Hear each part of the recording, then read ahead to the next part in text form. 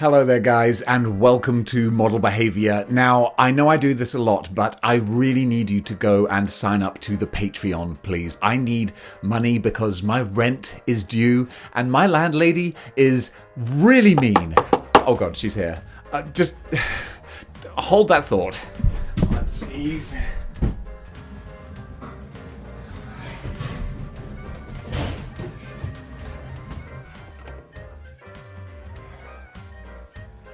Hi, pal.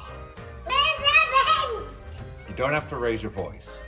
You pay you! Look, I can pay half now. You pay no, bitch! You don't have to talk to me like that. I'm tired of this crap.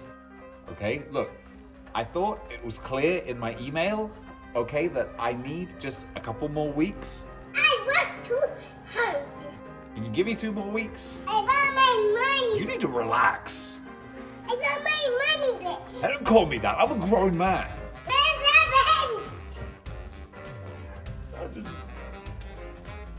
I'm having a real hard time of things right now, you know? Don't make fun of me crying. I want my money! You're in no condition to deal with this right now, okay? Just take your beer and get out, all right?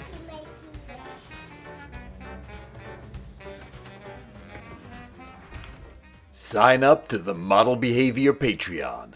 Quickly, before Pearl comes back. There's a new street fighter on your windowsill. The weapon is peace, the word is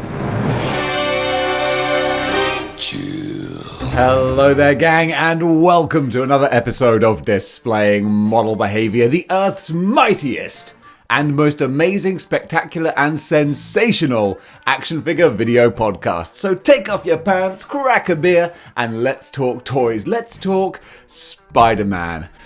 So, you messed up.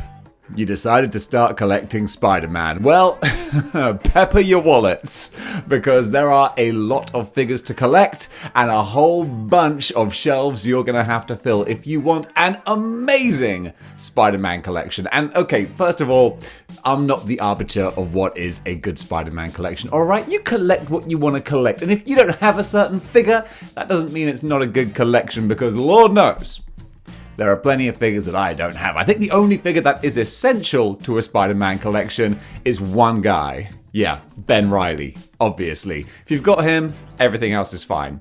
No, obviously it's Peter Parker. But which Peter Parker? There are so many. Well, this is the top 50 most essential Spider-Man characters to have in your Spider-Man collection. So let's do it.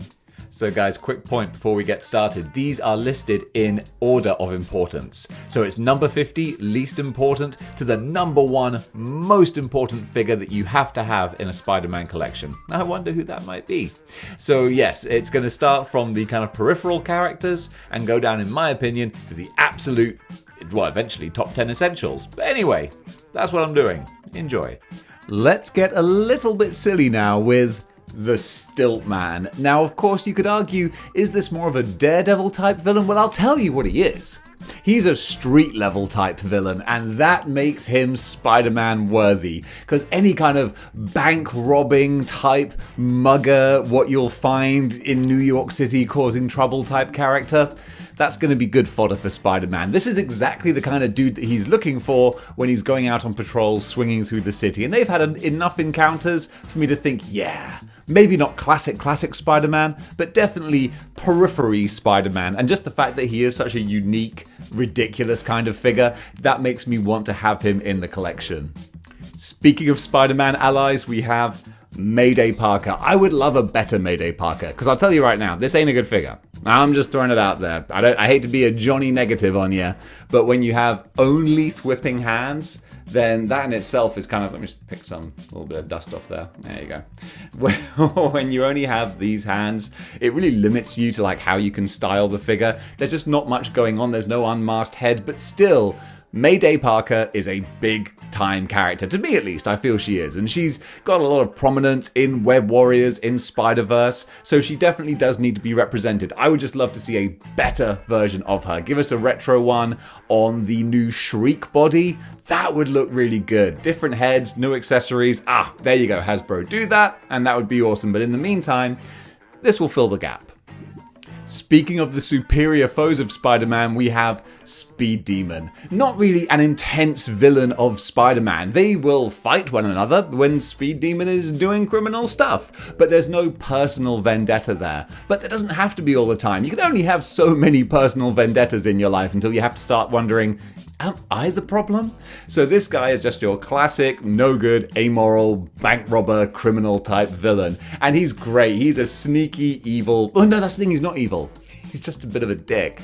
But his comic costume looks great. He looks like an energy drink. But I love the graphic design with the thunderbolt and the red. It looks really nice. With his running type hands, he's got a great running kind of pose. Along with Lady Beetle and Boomerang, this extra addition to the superior foes. Yeah, I love a good team, and this is a great part of a very bad team. Who would Spider-Man be without his amazing friends? We've got Firestar here, and this is more representative. This is more representative. That's a good word in Scrabble. A lot of T's in there. Very representative of the 1980s cartoon era. You see, I don't actually know. Probably should do some research, but I won't.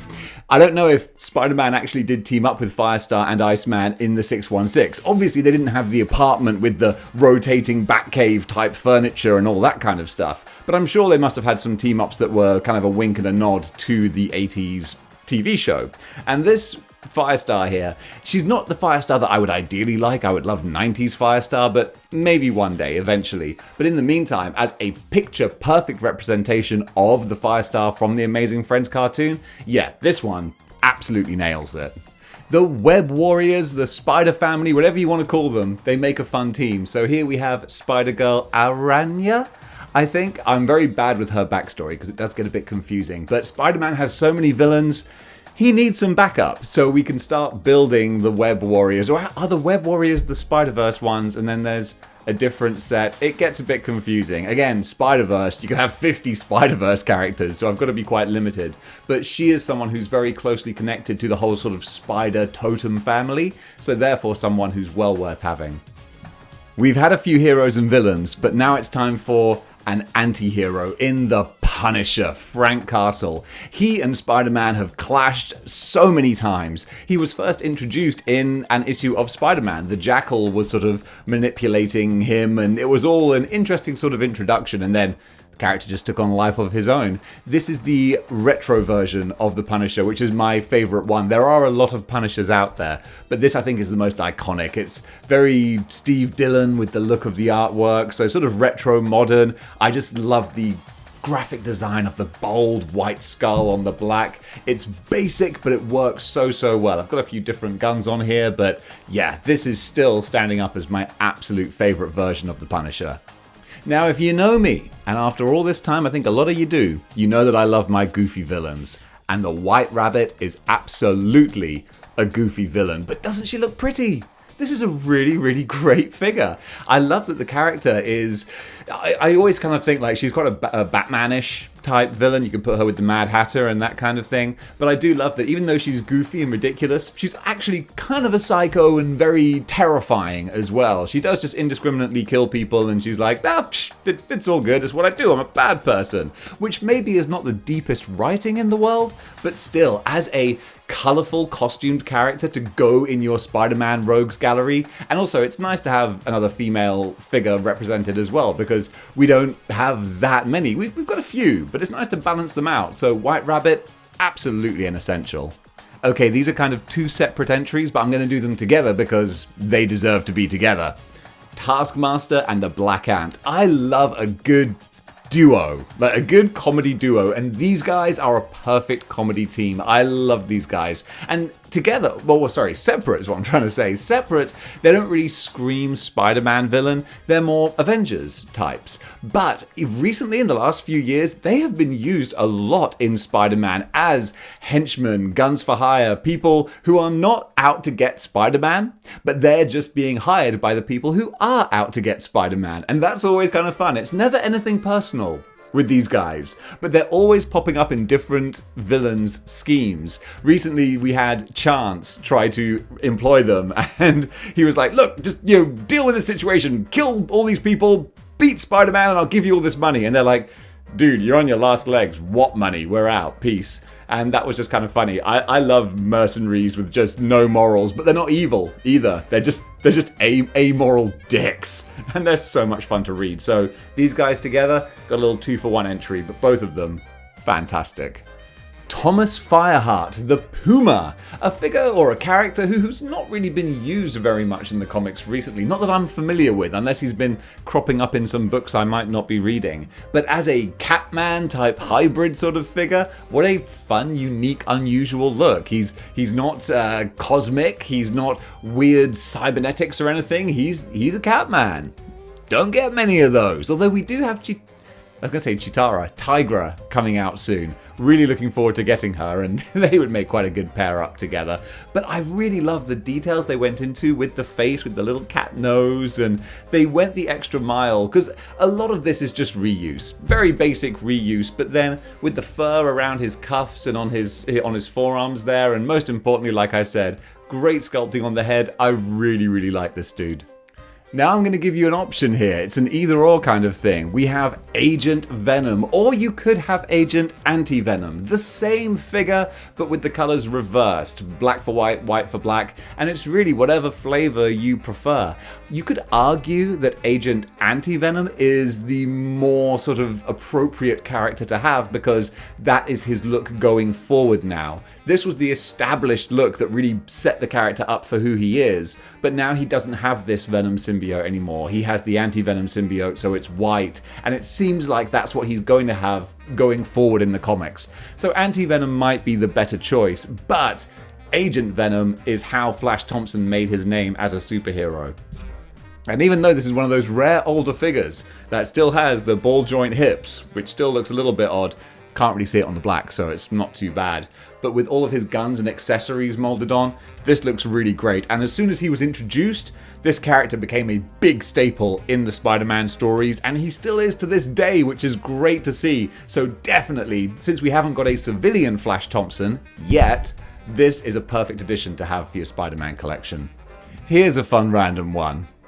Hydro-Man. Hydro-Man is not like someone who has a personal vendetta against Spider-Man. He's not like one of his most primary villains, but when you think about Spider-Man's extended rogues gallery, come on, you've got to have Hydro-Man. I mean, he fused with the Sandman to make the muck monster. That's a classic storyline. We all remember where we were when that happened.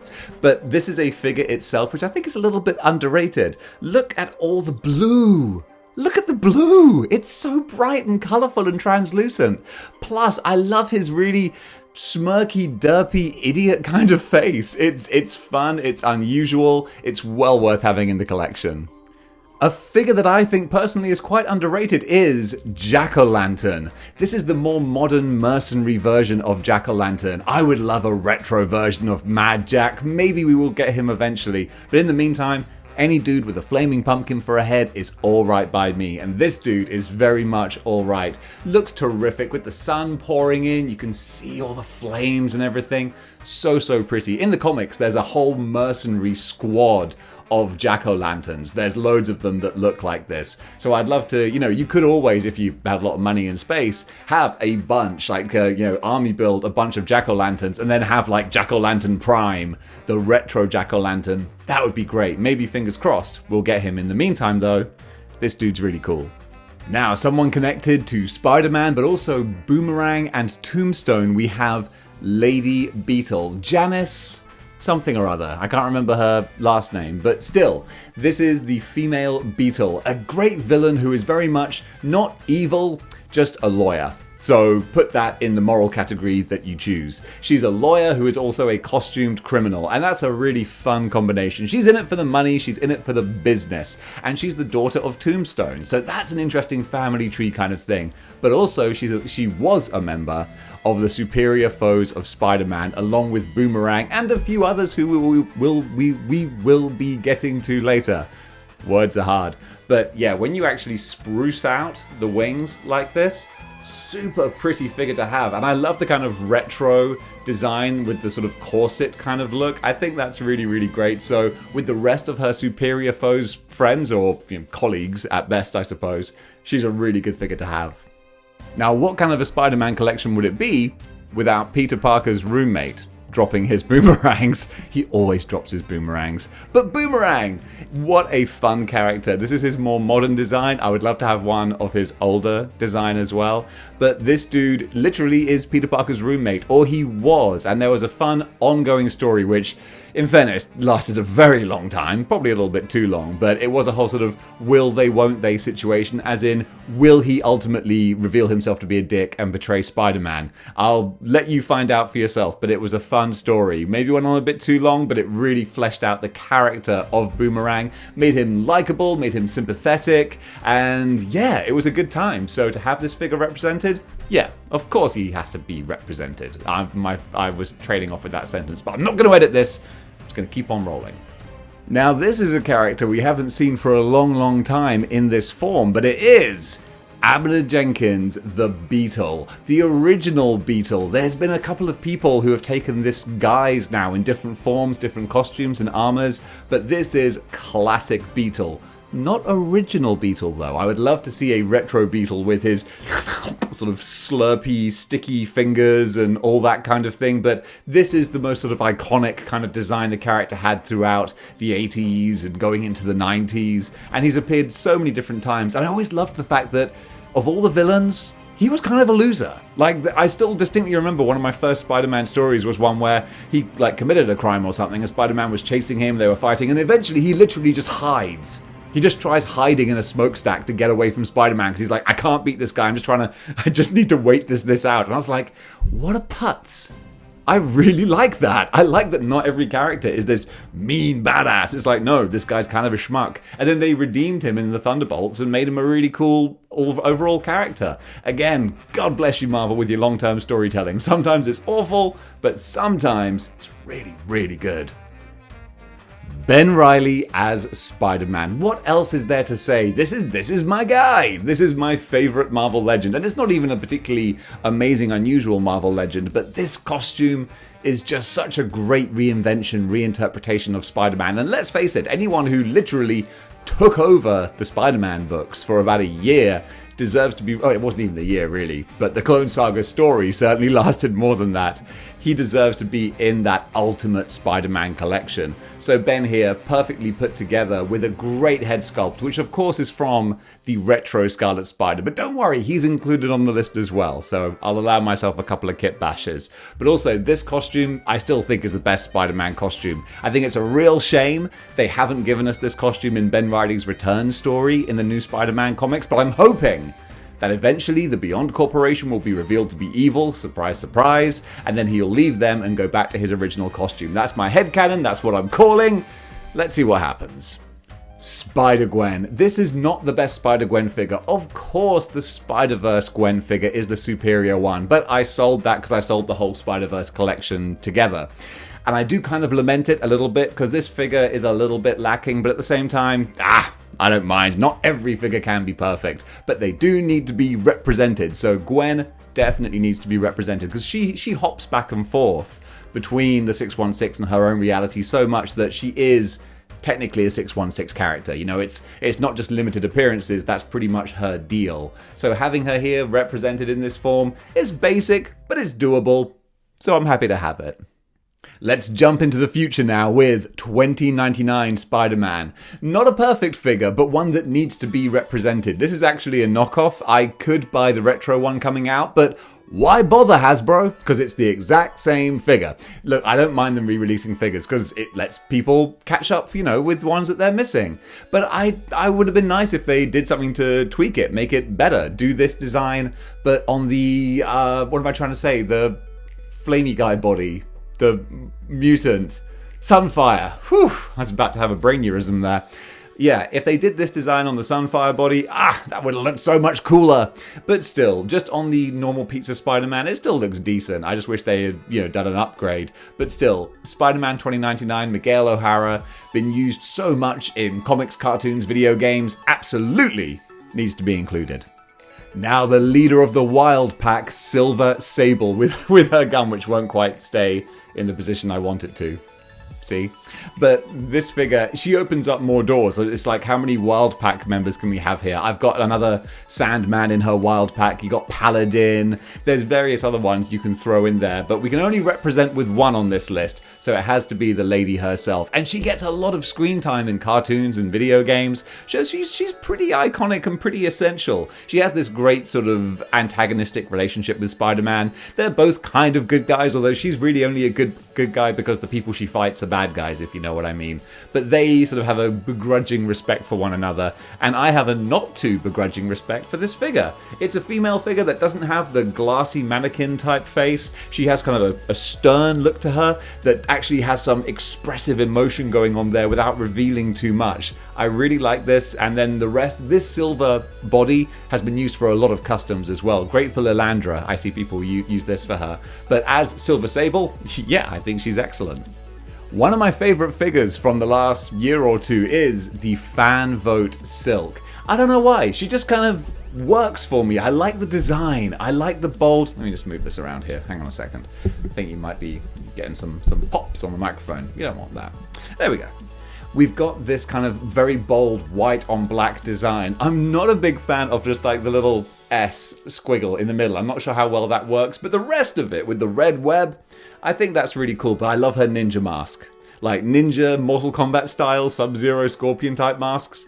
They just look really cool. And the fact that she has another head with the mask pulled down that you can play around with, and the shooting webs out of the hand effect, that's really great. And a very, very important Spider-Man character. For anyone who's like not in the know, her backstory is that she also got bitten by the same spider that bit Peter. But then she was sealed away for ages and like no one knew about her. And now she's back and she's getting a good push. Cindy Moon, that's her name. I really like the character and this is a really great version of her. So yeah, again, part of the Web Warrior type group of spider people. So for backup and an ally for Peter Parker, yeah, she's great to have. Nothing says 90s more than the Scarlet Spider, the Clone Saga, and what a wonderful retro repaint. And kind of like Mysterio, where I don't normally like retro repaints, or not even retro repaints, but just repaints. Because it's like, come on, you're selling us the same figure twice. But boy, did they make it look nice. This more metallic version of the red just pops more. And then of course they've gone for the big white eyes without the black rim around them, which I think is more accurate. Everything they've done to this figure has just turned the dial up to 11 on every aspect to make it such a great figure. Then with the unmasked blonde Ben Reilly head, mwah, chef's kiss. Such a great figure with the little details of the ankle bracelets and all that kind of stuff. Absolutely love this guy. Now, maybe not essential, this guy's kind of on the fence here. We have the Jackal, Miles Warren, and he didn't actually feature that much in the retro classic stories, but oh my goodness, has his antics and shenanigans impacted the rest of the Peter Parker Spider-Man storyline for decades, right up to the present day. So the Jackal being Miles Warren, this is his perfect look from the 70s. I think they captured it expertly. All he needs is an actual Miles Warren head that you can pop off and he'd look quite ridiculous. But then again, he did it in the comics as well. But the mad geneticist who was obsessed with Gwen Stacy and cloned Peter Parker, made Ben Reilly. And I'm just counting Ben Reilly as the Ben Reilly we have today. That's the same Ben Reilly as the one that he made. I'm tired of the ridiculous story that he's been cloned like 10 bajillion times. Way to cheapen the character, guys. And then, of course, he made Kane as well, so he's responsible for a lot. And if you want to have the whole sort of representation of the story with Peter and the Gwen figure now as well, he's definitely one you want to add to the collection. Oh, one of my all-time favorite figures now. The Demo Goblin. This is absolutely fantastic. A lot of people, myself included, were kind of like, really? This is a Build-A-Figure? Does it warrant being a Build-A-Figure? Yeah, it does. I know it's not big, but it is beautiful. This guy, just look at him. So demonic and evil and gnarly and badass. I love everything about this figure. Look at that head sculpt. Look at the demon face with the tongue. Look at the special claws coming at you like Cleopatra. And then we've got the beautiful flaming glider, which I bought another one for the Red Goblin. How did he not come with a glider? Shocking, Hasbro. Shocking. But still, this dude, so great, so pretty. I think this might not be his pumpkin bomb, though. Did he not come with a pumpkin bomb? I think that's kind of egregious. But besides that, I love this guy. Hard as marble, cold as ice, Tombstone. Such a badass character. I would like to see them do more with him, but he has been featured quite a bit recently because his daughter is the new Beetle and she's dating the son of Joe Robbie Robertson. So that's what I love about Spider-Man titles, where they do bring in these sort of family trees of characters. So Tombstone is a 100% bad guy villain. He's a gangster, he does a lot of bad, shady things, but they humanize the character by making him a dad as well. And this particular figure, at a glance, he looks super basic, but then you get a closer look and there's actually this great kind of textury sort of shading. His face isn't just grey, it's actually got some more detail, so it almost looks marble-like. Then with his sort of upturned Dracula type nose and the red eyes, they've gone a little bit extra with this figure and it really pays off. Again, he has decent actual separate boots, not just random flipper feet or anything. They've put more effort in than you would necessarily expect them to do with Tombstone, and it totally pays off.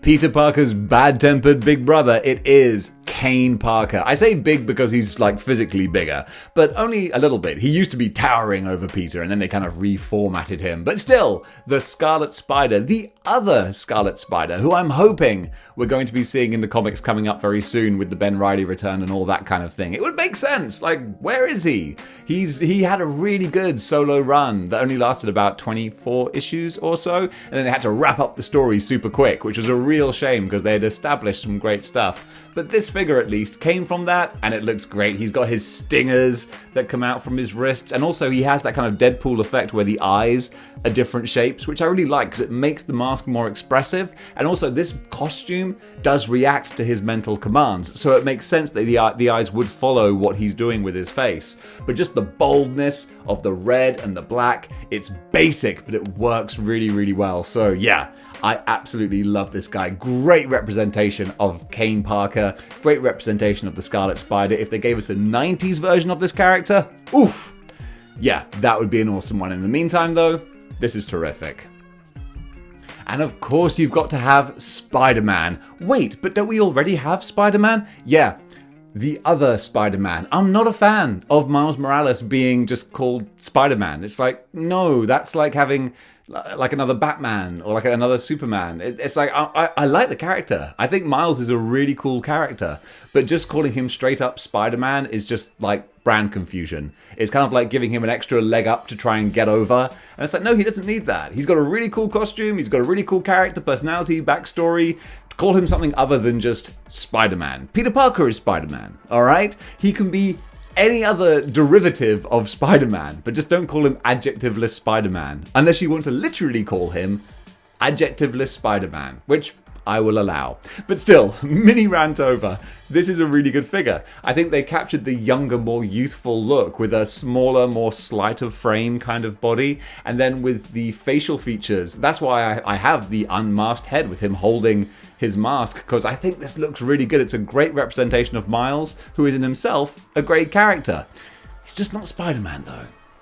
A dude who's had a bit of a career renaissance over the last few years is the Prowler, Hobie Brown. And of course, there are different versions of the character with Miles Morales, him being his uncle, and the Ultimate Universe. And then, of course, we've got the Gamerverse and Spider-Verse. Oh my goodness, the Prowler he's got a big presence. And this is very much the old school, classic, virtually wearing his pajamas type Prowler. Because he had a really sort of baggy suit. It was quite unusual. There's a funny design. And this figure kind of captures it. This is classic retro Prowler. But that's really what we want. If we want an iconic version, and if you want a more up-to-date version, you can get the Spider-Verse one. But I love this dude in his pajamas with his Prowler claws and like the little bandoliers around his wrists, and should be the top of his boots, but they kind of fall down.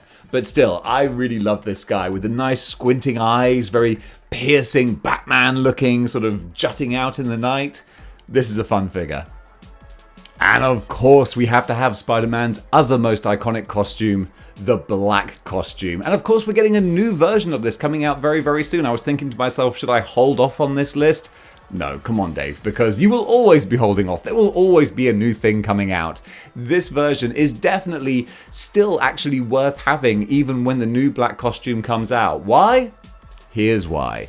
Because this skinnier version is Peter Parker in his cloth black costume, which also makes sense considering this is the one that came with the Craven 2-pack. And then the retro one coming out on the retro body is bigger and beefier and bulkier, which makes perfect sense that would be Peter jacked up on the symbiote. So you could actually have those two side by side. Remember when the Venom trailer for the first movie came out and everyone was saying symbiote? Was it symbiote? Either way, they were mispronouncing symbiote like in the whole trailer, and everyone was like, is this how you're saying it in the whole film? And then they actually redubbed it. That's so ridiculous. How did you make an entire film and say it wrong? Amazing. Who would have thought that film was average at best? Go figure.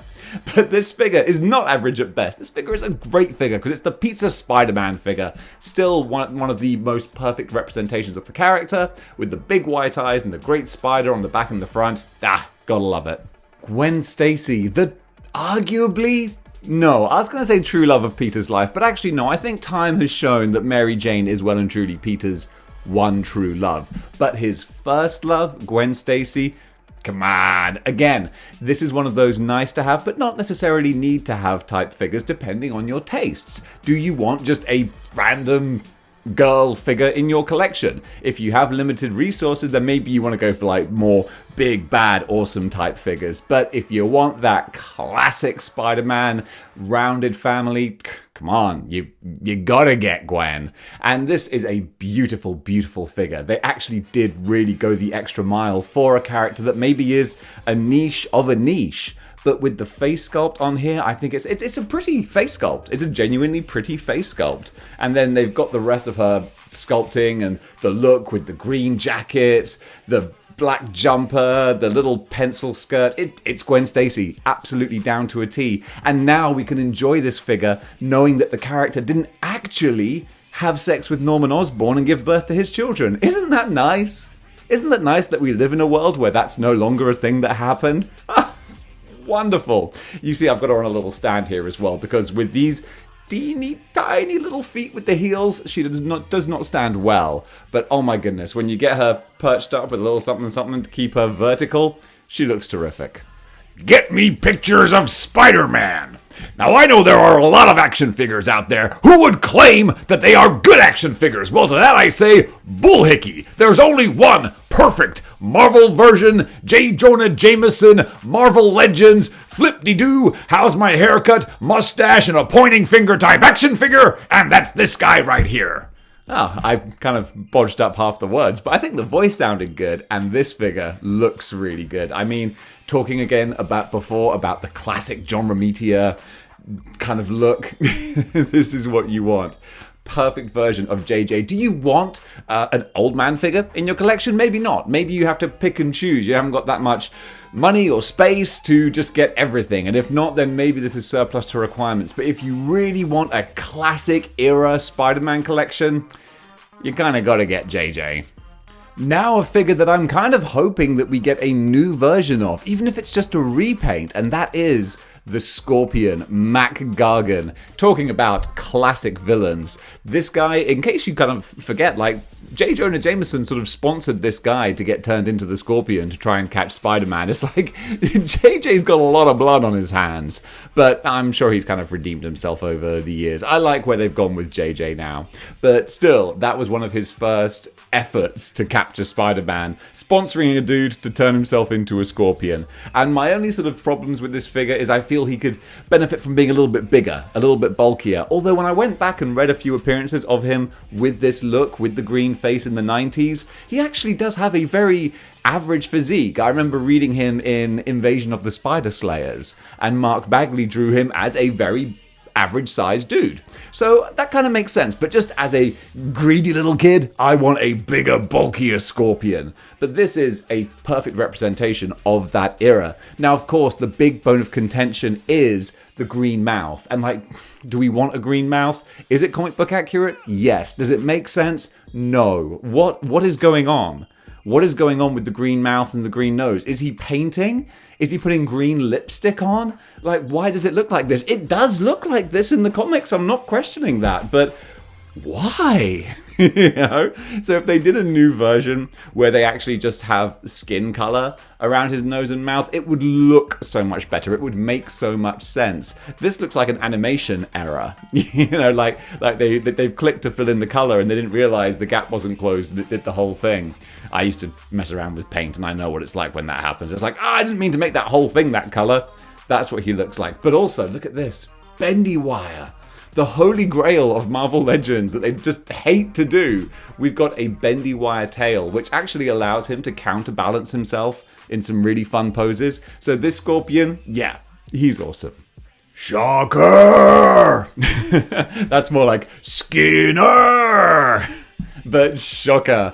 One of the more sort of, well, I was going to say one of the losers of Spider-Man's villains, but that's only really depending on how he is written at the time. I once made a list of like the top D-list heroes, D-list villains, and people were like, you can't have Shocker on there. And that was only because in Superior Foes of Spider-Man, he was portrayed as a bit of a schmuck. But actually, he can be a big, bad, serious threat. So this figure is very sort of representative of more of a badass-looking Shocker, which is kind of cool. But it's the modern version of the costume, and coming out very soon in the retro wave, we're going to have classic Shocker. And I'm very excited to get that. I might even sell this guy on because you don't need that many Shockers in your life. And a classic one, that would be wonderful. Then you can have Symbiote Spider-Man roughing him up. That would be great. In the meantime, though, with his slightly squinty eyes, which I quite like, this figure's kind of cool. Hey, Spider, why don't you come swing around with me? I always felt the Black Cat was just trying too hard. You know, you smack of effort, my girl. Have some more self-respect. Make him come to you. And if he chooses not to, then walk away, because you need to respect yourself more, is what I would tell her. But still, this is a good example of the Black Cat figure. We've got about 3 to choose from. We've got more of a retro one with the big boobies, then we've got the more modern one with like the cat eyes on her chest, and then this is kind of the combination of retro with sort of 90s animated type style. It's a little bit of a middle sort of ground. And even though this is a good version of how she looked in the cartoon, she did also have this particular look in the comics as well, with the kind of V-neck without the fur on there, so it can be counted as either. And then with the nice sort of eye makeup on the face there, I think it's a good representation of the Black Cat. She doesn't have a very expressive face, which is kind of a shame, but really, if you can only pick one, and I'm only picking one, then I'm picking this one. A character who I would definitely love to see a new version of is the Chameleon. Just like the Rhino, this was one of my final grails. Had to buy this one from a dude in America. So hard to get hold of. Could not for love nor money. And then eventually, it was just money. But I like this dude, but he has a lot of flaws as well. This suit body, I just don't like this suit body. These shoes are so difficult to stand up and balance him. He does not balance well. And what I want is classic Chameleon in his smoking jacket. I think that would look so great because, yeah, he wears a suit and he's kind of a gangster now, but it's just so basic, you know? I do love the Chameleon face design with the shading on there. It looks very nice, but classic Chameleon in a red smoking jacket, yeah, absolutely sign me up. Now, if we're talking essential Spider-Man characters, I mean, come on. You've got to have Mary Jane. She is responsible for getting the character through just about every major crisis that he has ever experienced. Mary Jane is the yin to his yang. She's his other half, and I love the fact that they sort of recognize that in the comics. They're like, okay, we can split them up all we want, but they're going to get back together. The fans want them back together because it's just such a wonderful dynamic they have, and she's become a real strong character in her own right. And this version of Mary Jane is from the 2-pack with the Spider-Man Big Business International version with the green spider logo. Funnily enough, for such an important character, Mary Jane, it's not easy to come by, because you've got that 2-pack, which was an exclusive that was, not easy to come by, and then only other representation you've got is the head, which came with Gwen Stacy, so you can do a Kit Bash head swap, but besides that, there's no other regular figure. I wouldn't be surprised if maybe we see another version of her in the retro line, but then again, with that head, what I've done, you can see, is, put this head on the Moira McTaggart body, and that works really well for a retro Mary Jane. But honestly, I much prefer this more modern version. I like the little freckles. I think it's a very kind of J. Scott Campbell sort of look to her. So this one, if I'm going to limit myself to the very strict number of 50 action figures, I gotta go for this Mary Jane. Goblins at the gate and goblins on the list. The Hobgoblin. Boy, is this figure in high demand. And funnily enough, after just having a new Hobgoblin announced, this guy is still in high demand, because a lot of people are not particularly excited by that new Hobgoblin with the very animated kind of color scheme, the removal of the fish scale armor. It's like, geez, that's kind of a downgrade if we're being honest, guys. So this Hobgoblin from about 5 years ago now, gosh, maybe even 6 years ago, a long time ago, I think he still stands up as the best Hobgoblin, especially with a Demo Goblin face as well. I kit bashed. Is it really a kit bash? I just took an accessory. I took the Goblin Glider from the Toy Biz Hobgoblin, which is so much better than the tiny little thing he comes with. But this, I think, is such a great representation of Jason Kingsley, Ned Leeds, Jason Macendale, Roderick Kingsley, Ned Leeds, and anyone else who's been in this guise of the Hobgoblin. This dude is full-on iconic. Ah, Spider-Man. It's the kingpin of crime. I was going to do a Wilson Fisk voice, but I don't know what else to say. Something about body fat and muscle and all that kind of thing. There you go, that was my Wilson Fisk. And this is also my Wilson Fisk. That's kind of becoming a running gag that I'm having now. I think I might continue with it. This dude, again, when we're talking about repaints, what a great repaint. Okay, so we had the Builder figure, and of course, just like with the Mysterio, I would look at it and go, this is really good. But it's not great, and that's the thing, this is great. I wanted the purple pants, I wanted the orange and the blue, I wanted the colourful Kingpin, and then finally we got the colourful Kingpin. This is essential. I said top 50 essential figures, but really, if we get down to the nitty-gritty, the real nitty-gritty, like top 10 figures, this is most definitely a top 10 figure. It's the Kingpin! Of course, you absolutely need this guy in your collection. It's the Rhino!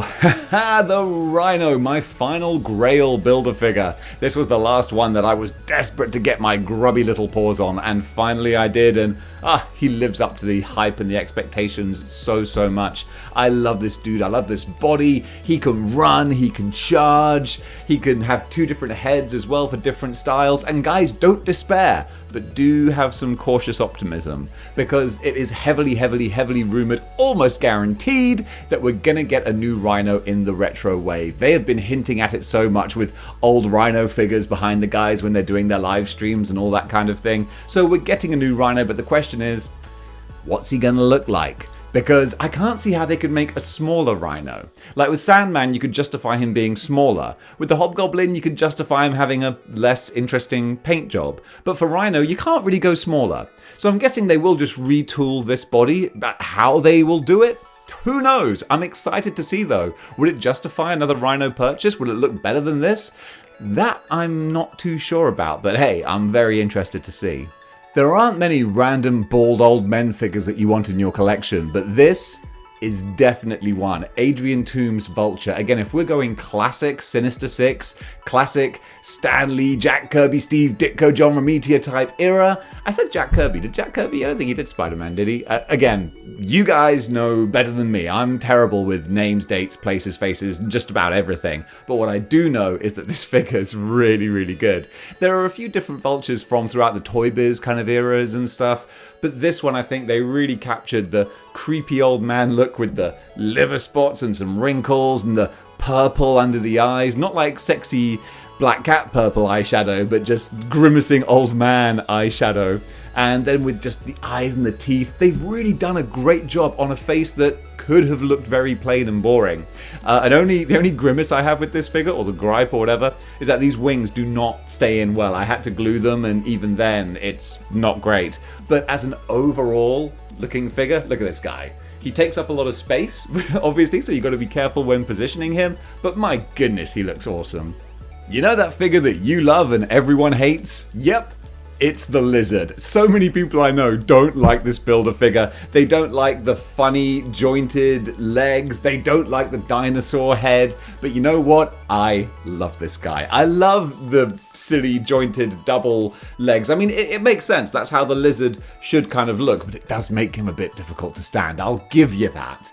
And also the dinosaur head, it's a rare version of the Lizard that's actually drawn like this. There is more of a humanoid lizard type middle ground that you would think of with a classic Kurt Connors. But you know what?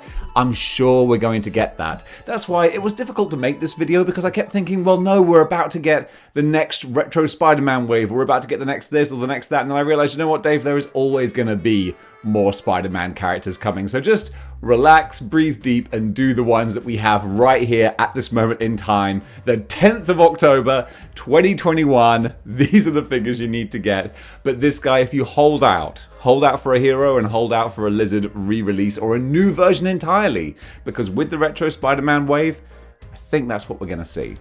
And now it's time to enter Electro.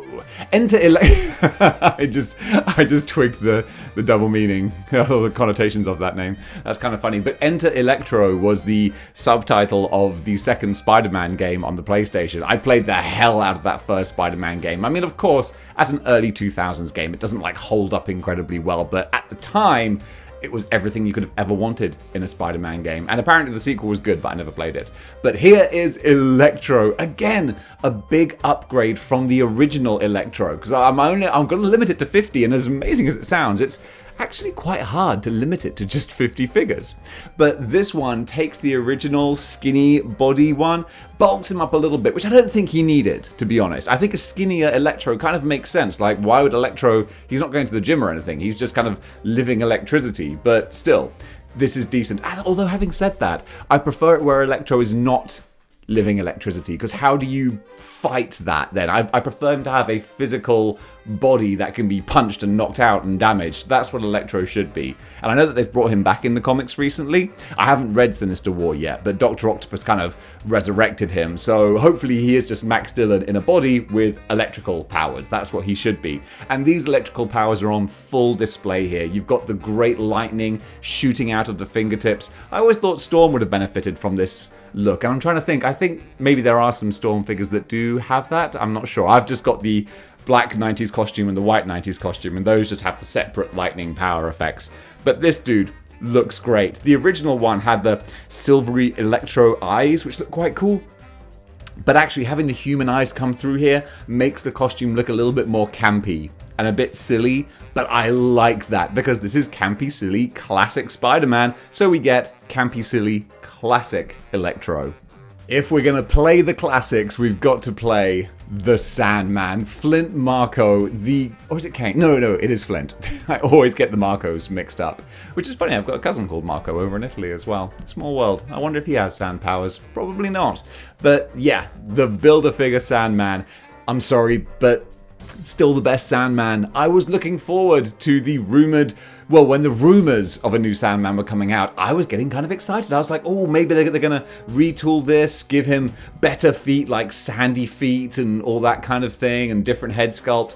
But no, they took it down again, and that's always kind of a shame. Excuse me. That's always kind of a shame when people are anticipating a re-release of a figure because they want it, and then you get the re-release and it's like, it's not as good as the one that we really wanted, which is what we're experiencing with the Hobgoblin at the moment. I know a lot of people were really excited for a new Hobgoblin to come out, and then they reveal it and everyone's like, it's not as good as the one that we actually still want. And that's the same with the Sandman, I think. But don't worry, because that new Sandman, he does look cool. But this looks cooler. So with the huge big body, and people don't like the big body, that's one thing. I think some people are happy the new Sandman is smaller. But for me, this is just a powered up Sandman. Sandman could be as big and small or small as you like. So with the different hands, and I love this reaching out one, he just looks so cool. This is one of my favorite Spider-Man figures. Old fishbowl head himself, Mysterio, Quentin Beck, or I always picture under the fishbowl now, Bruce Campbell, in that much vaunted Spider-Man 4 where we were supposed to get Bruce Campbell appearing as Mysterio. That's now how I always imagine him, which is kind of fun. I love that idea that all the different Bruce Campbell cameos in those movies were actually Mysterio, kind of in disguise, infiltrating different places. That's a fun little bit of headcanon that is now official as far as I'm concerned. But yeah, this figure, what an upgrade.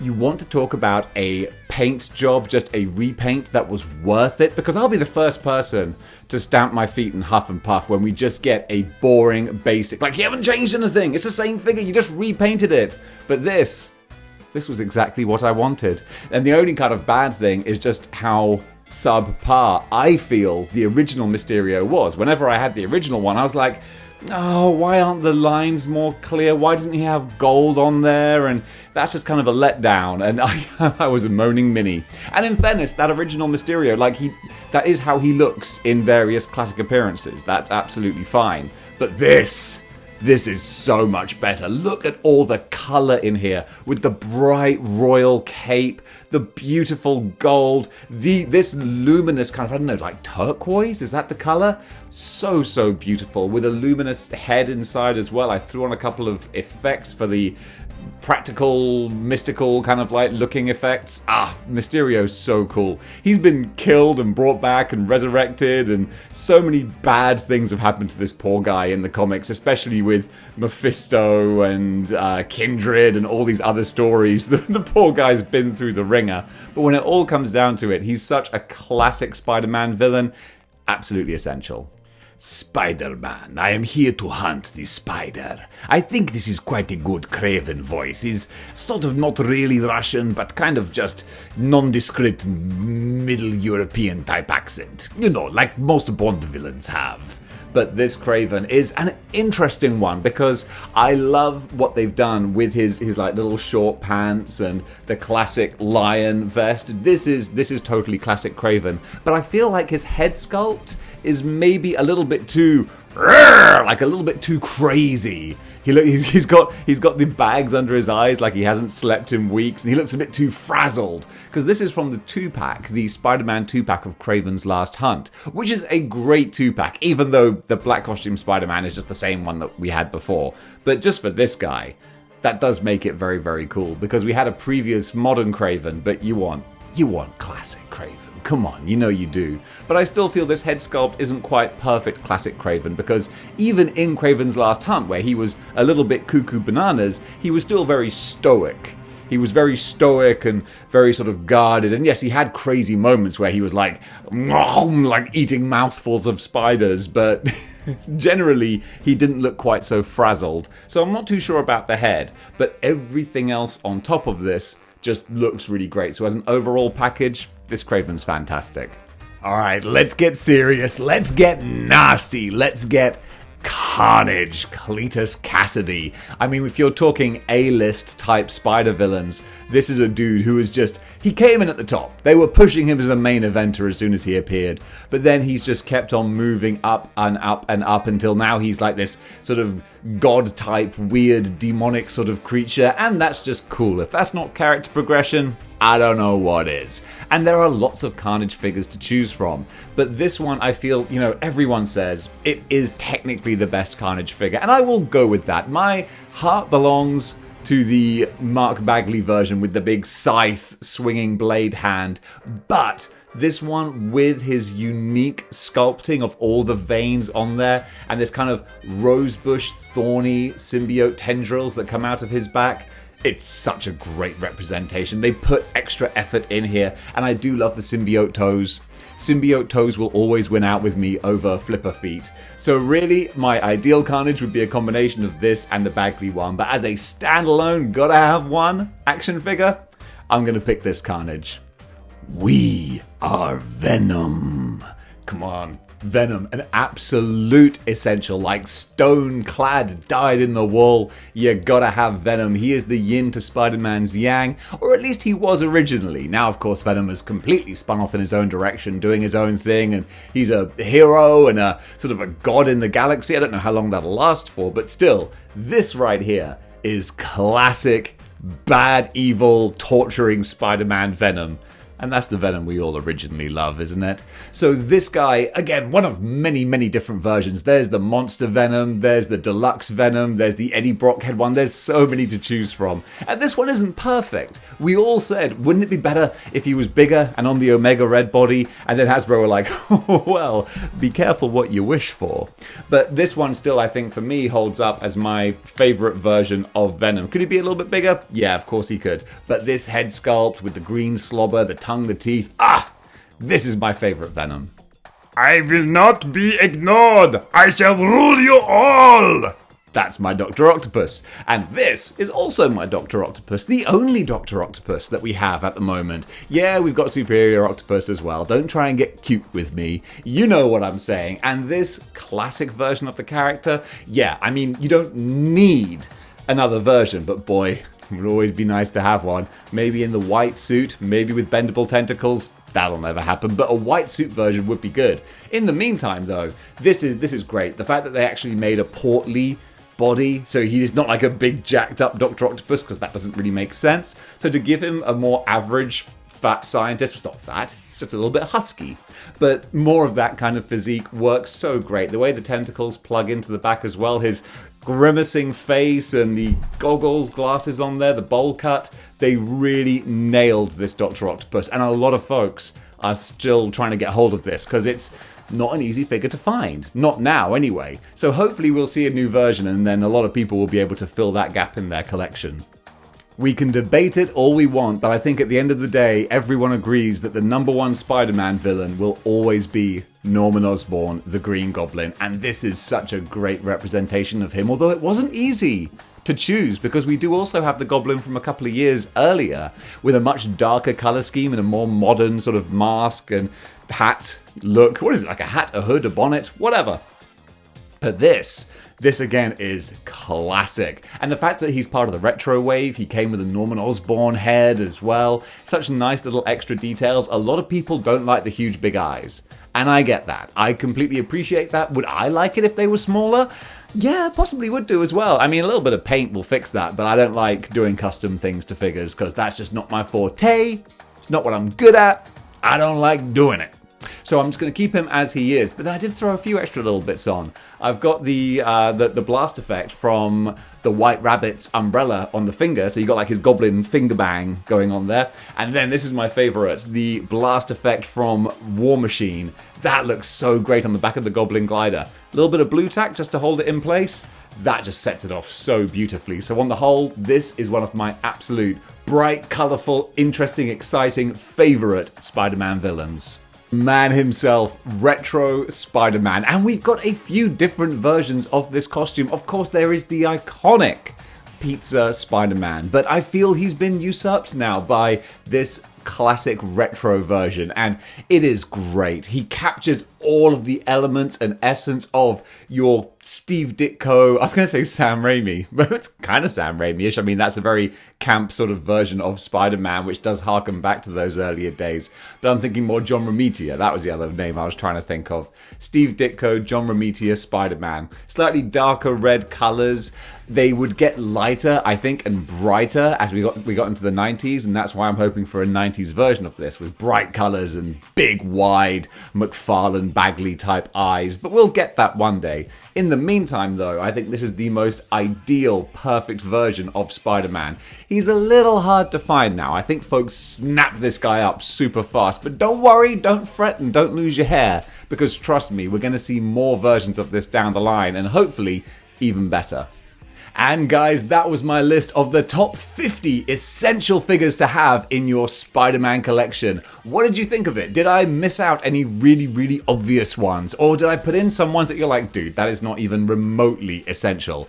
Comment below, let me know. Or more to the point, when I was giving the backstories on the characters, tell me what I screwed up and got wrong, because Lord knows, with 50 of those, I'm pretty sure I did somewhere. But I trust you guys to keep me honest. So if you like what you see here and you want to see more, then join the 6-1 Clicks by clicking the like, share, and subscribe buttons. And don't forget to hit that notification bell so you don't miss out on a single episode. And if you want to go one step beyond in supporting the channel, you can do by going over to patreon.com/displaying model behavior, where you can join this list of legends of, what was the name? Saviors of model behavior. Wow, I've only done that spiel about 10,000 times and I still can't remember what it is that I say. But yeah, if you go over and you sign up to Patreon at any tier, you can access all the exclusive videos on there, including the Legends Legacy review, which now has a new entry. We are doing the Lizard this week with a history and a wrap-up of what that character is all about. Such good fun to be had. So go over to patreon.com/displaying model behavior, throw a few shekels my way, and help me buy more action figures. So guys, thank you so much for watching, and until next time, keep displaying model behavior.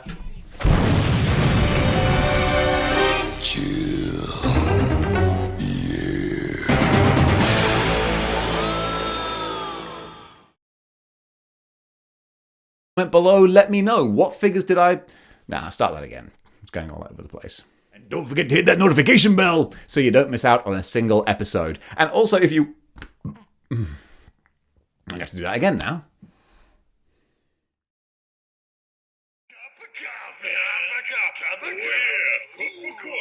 Big time